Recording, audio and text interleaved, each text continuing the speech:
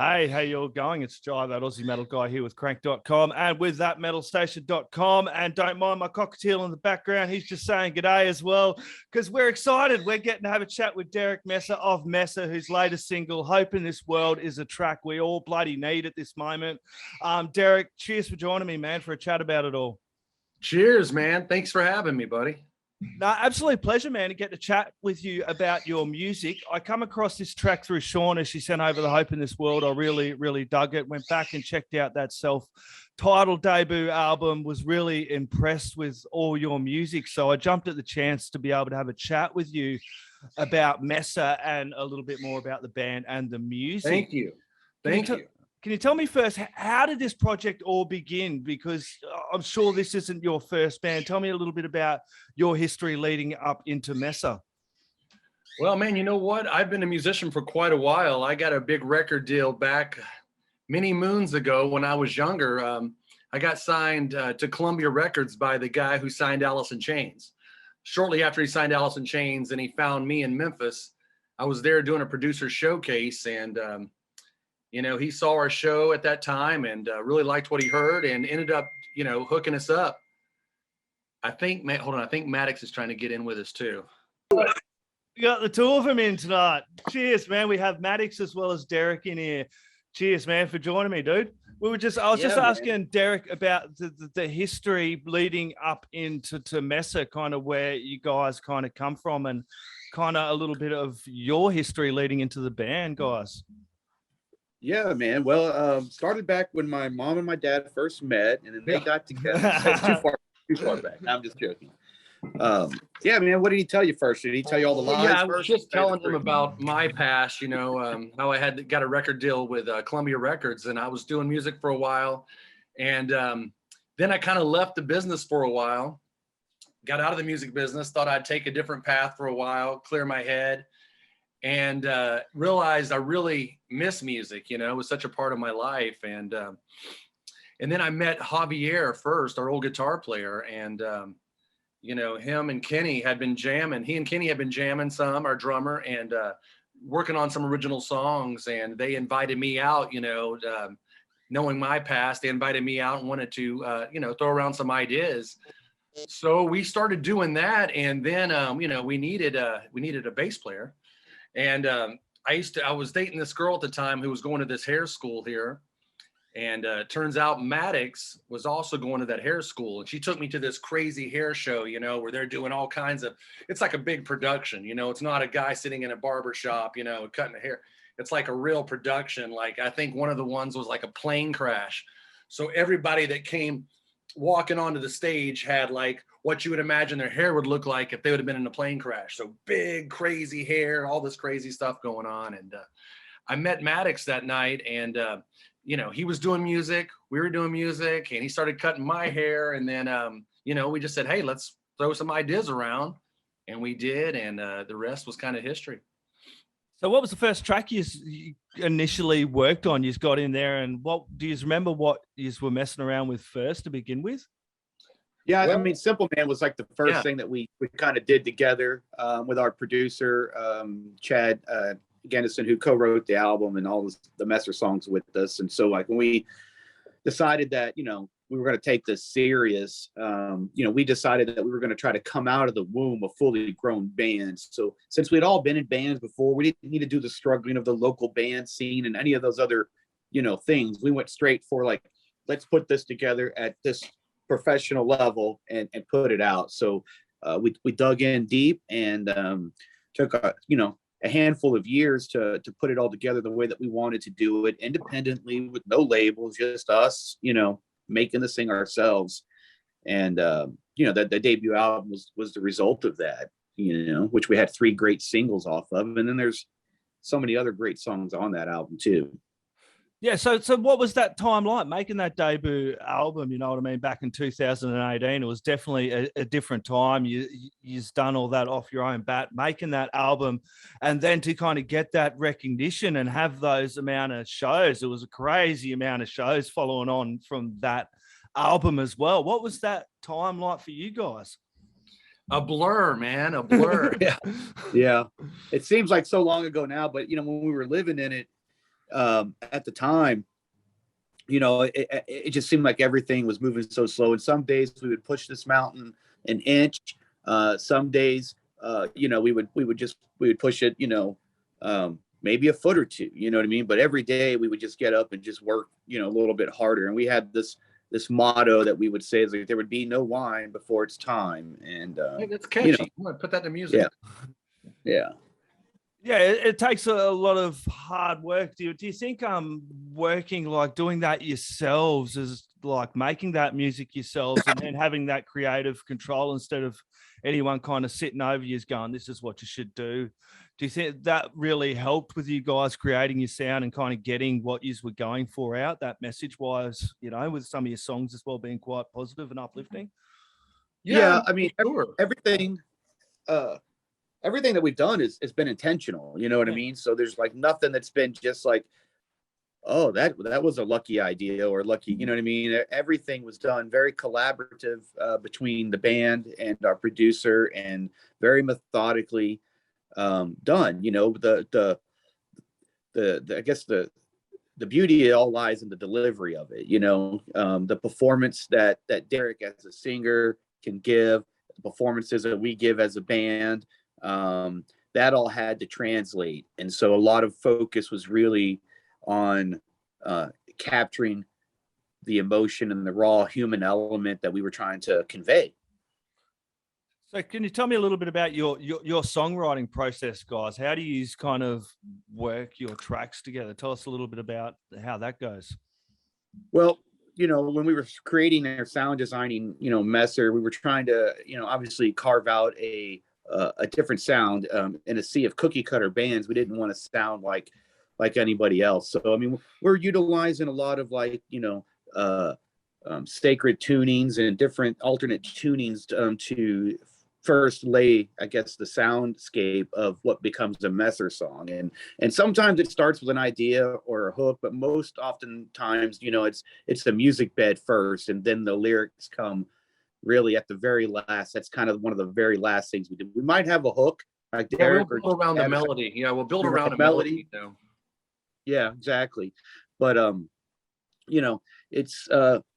it's done by committee, you know what I mean? So it's like we write some lyrics, and then we bounce them around. What do you think? And everybody kind of agrees, and go from there. But the main focus is serving the song and getting the message heard. That's the most important part.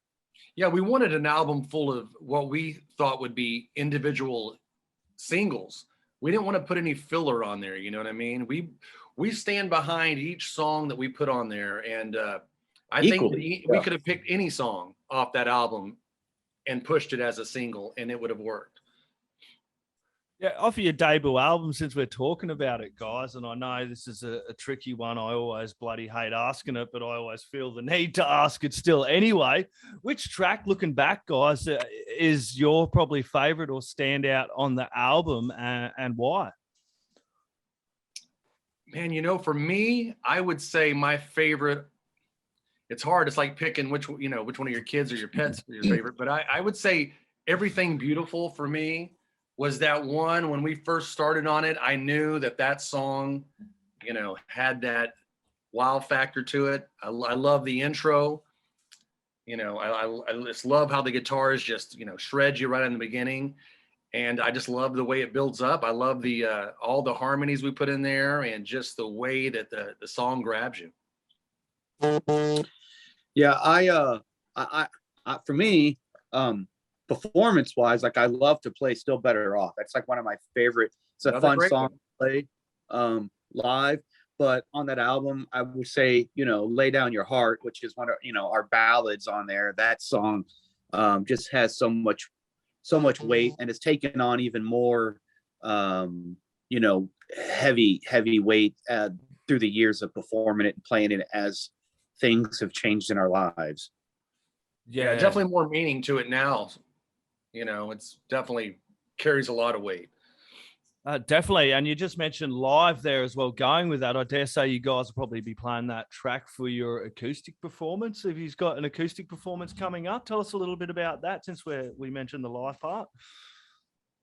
Yeah, the acoustic performance that we're doing, I think just the other night, we're going to obviously be, showcasing our acoustic version of Hope in This World. And one of the things that we like to do at Messer is to reimagine our songs acoustically. So like a rock song like Make This Life, or even like on our debut album, we recorded our acoustic version of Simple Man and put that as like a bonus track on there. So it's the same exact song, but we just reimagined it. We didn't try to like cover it acoustically. We just let's reimagine it. So that's how we kind of like to do our acoustic songs. And we've talked about doing Lay Down Your Heart in our acoustic VIP set, which we almost never do, but we thought about, like, I think John and I were messing around with it in a standard tuning, because on the album it's in a 432, like a B flat standard on a baritone guitar in 3/4 timing.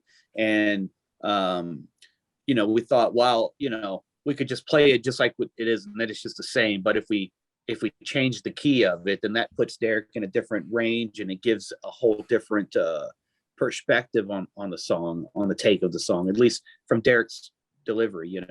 Yeah, for sure. Definitely puts me in a different headspace, so it's cool. It definitely reimagines it from the version you hear on the album.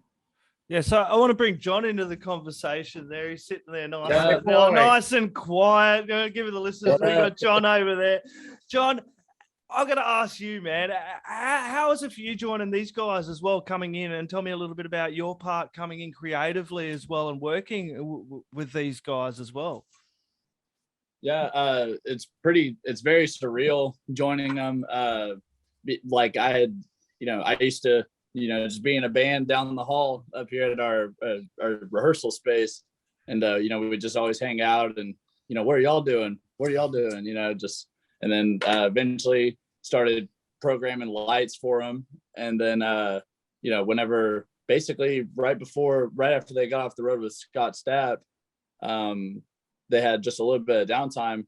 And I actually started working for Maddox right then, and have been for like the last like two plus years.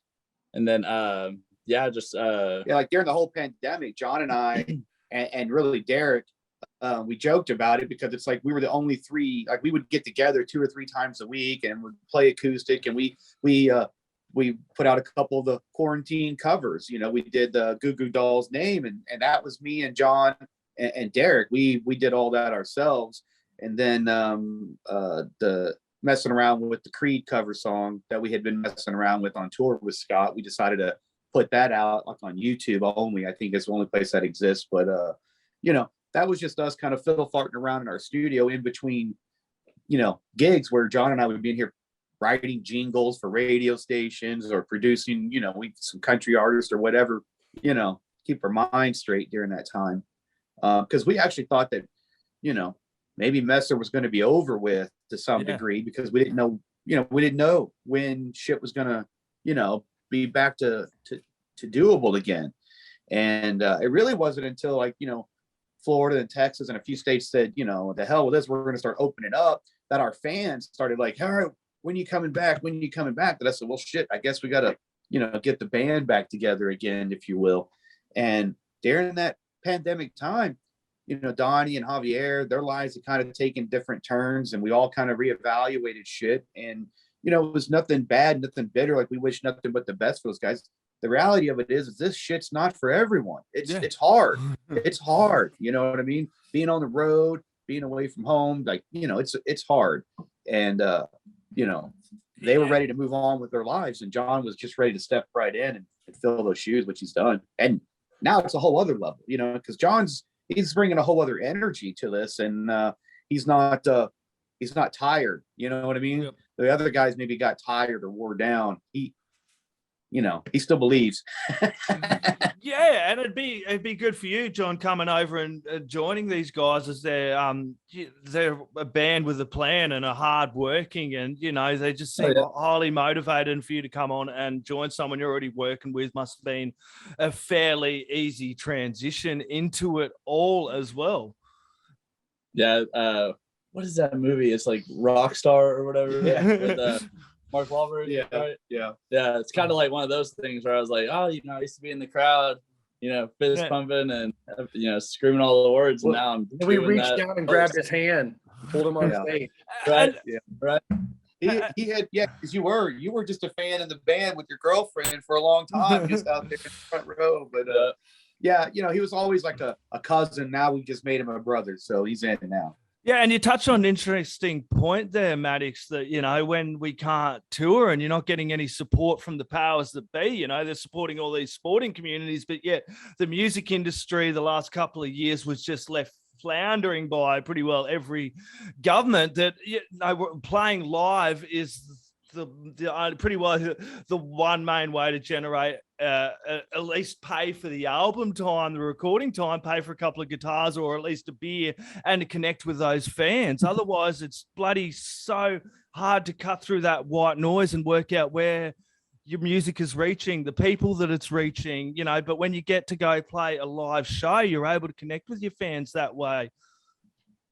Yeah, for sure. And that's what drives up your streams, your merchandise. I mean, everything is dependent upon those live shows and those live performances, and, you know, going and meeting people and hanging out with them after the show, shaking their hands, thanking them. You building that bond, you know, where you can hopefully have that fan for life. You know what I mean? And it's or just us having content. You know what I mean? Like you wouldn't talk to us if we didn't have a single out right now. You know what I mean? So, and we, you know, as a band, you know, we live in different parts of the Metroplex, so we're not together necessarily every day, but when we're on tour, now we're together. So now we've got content and we've got, you know, you've got everything going on. So it all, you know, it all has to work together. And, you know, right now we're missing that touring element to some degree because touring is changed right now. It's still different. You know, I'm taking calls every day trying to figure out what we're doing, but it's just so, you know, so limited. Yeah, and it's hard getting the crowds back into it again. Kind of used to being sitting at home the last couple of years going, don't go. And as we start coming back into shows, I've seen it myself. People are unsure, even when they go to these shows, what to bloody do. And Maddox, you did mention that latest single, Hope in This World. We should dive into that. Maybe we can talk about it musically and lyrically, if you like, jump between you both. Yeah, let's do it, man. Okay, did you want to start, Maddox, or Dereak? Yeah, you know, well, I mean, Dereak, you can kind of tell him, I'm not kind of already led into it, but tell him, you know, what the song's about. Yeah, I mean, the song is basically about all the, you know, depression, the desperation that we've all lived these last 2 years, you know, the uncertainty, you know, not really knowing if what you've been doing for your livelihood will exist tomorrow, you know. I mean, it was such a strange, odd time, and it still is. It's still very odd. There are so many people that are, you know, ready to live and get their lives back. And I feel like there's probably still a small faction that, you know, they liked being locked up.